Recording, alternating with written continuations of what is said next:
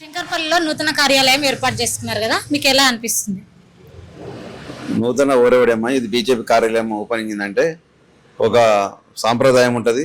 మాదొకటి అన్ని పార్టీల లెక్క ఏదో అడావిడే కాకుండా ఒక పూజా కార్యక్రమం సాంప్రదాయం ప్రకారం మేము ఒక హిందూ మంచి సాంప్రదాయం ప్రకారం మేము మోడీ గారి ఆదేశాలతోని మోడీ గారి సూచనలతో మేము ముందుకు సాగుతున్నాం. ఈ పార్టీ కార్యాలయం నుంచి ఇంకా ఉధృతంగా ప్రచారం ఉంటుంది. ఎట్లా అంటే ఇంటింటికి బీజేపీ అన్నట్టు ప్రతి ఇంటికి ప్రతి వాడకు వెళ్ళి బీజేపీ మన మోడీ గారు చేసిన అభివృద్ధి, బీజేపీ సిద్ధాంతాలు, రేపు దేశాన్ని కాపాడేది ఏ పార్టీ, రేపు కొండ విశ్వేశ్వరరెడ్డి గారు చేసిన మంచి సంక్షేమ పథకాలు, ఆయన ఎంపీ ఉన్నప్పుడు కానీ ఎంపీ లేనప్పుడు కూడా కానీ యువతకు చేసిన కార్యక్రమాలు, దేశాన్ని సమాజ సేవ గురించి ఆయన చేసిన కార్యక్రమాలు కూడా వివరించడం జరుగుతుంది. ముఖ్యంగా ప్రతి కార్యకర్తలో ఊపున్నది, యువకులలో కానీ పెద్దలలో కానీ అందరు మహిళల్లో కూడా ఖచ్చితంగా బీజేపీకి కమలం పువ్వు గుర్తుకేసి దేశాన్ని కాపాడుకోవాలని వాళ్ళ ఉద్దేశం ఉంది. దాంతో ఈ పార్టీ కాలం స్థాపన స్టార్ట్ అయింది. ఇవాళ నుంచి మా పోరు స్టార్ట్ అవుతుందని మేము తెలియజేస్తాం. పార్లమెంటరీ ఎన్నికల్లో బీజేపీ గెలిస్తే మీరు ఏం చేద్దాం అనుకుంటున్నారు?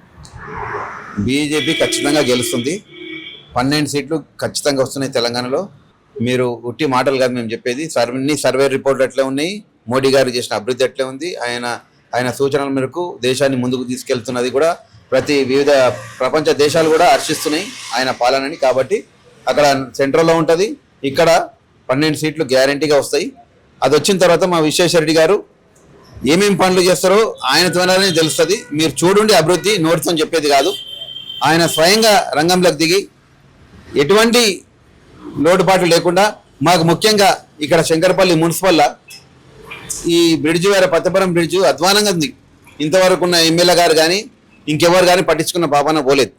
ఏదో ఒకటి వాళ్ళు వర్క్ డిస్టర్బెన్స్ అని, ఏదో టెక్నికల్ ప్రాబ్లం అని, ఇది టెక్నికల్ ప్రాబ్లం అని చెప్పి లేనిపోని ఇబ్బందులు సృష్టించి ఆ రోడ్ని చేయలేకపోయారు.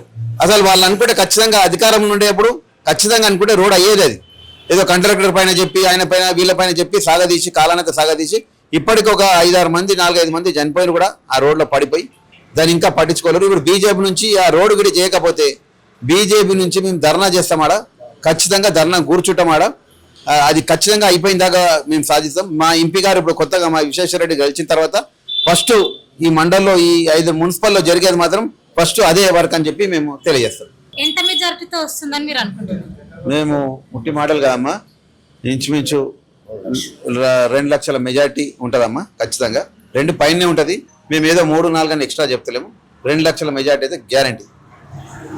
అసెంబ్లీ ఎన్నికల్లో కాంగ్రెస్ ఆల్రెడీ విజయం సాధించింది కదా, పార్లమెంట్ ఎన్నికల్లో అన్ని సీట్లు మాయే అని కాంగ్రెస్ చెప్తుంది, మీరేం చెప్తారు?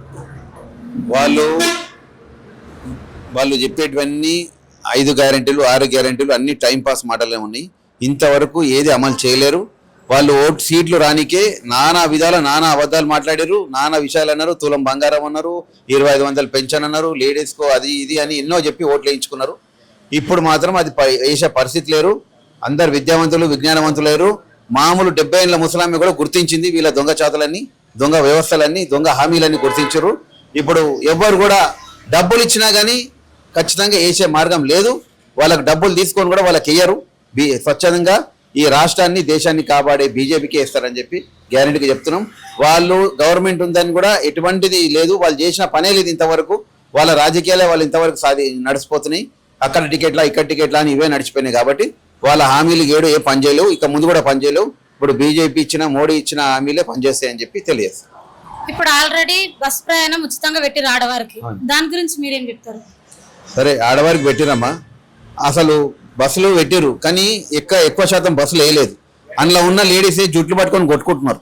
మీరు ఆ వీడియోలు కూడా చూసారు, చాలా మటుకు వీడియోలు చూసారు. జుట్లు పట్టుకొని బస్సులకి నుంచి నూక్కున్నారు, గుద్దుకున్నారు, అన్నీ చేస్తున్నారు. ఇకపోతే దానివల్ల ఒక మంచి లేడీస్ కూడా కొద్దిగా ఉద్యోగాలు పోయే వాళ్ళు సఫర్ అవుతున్నారు.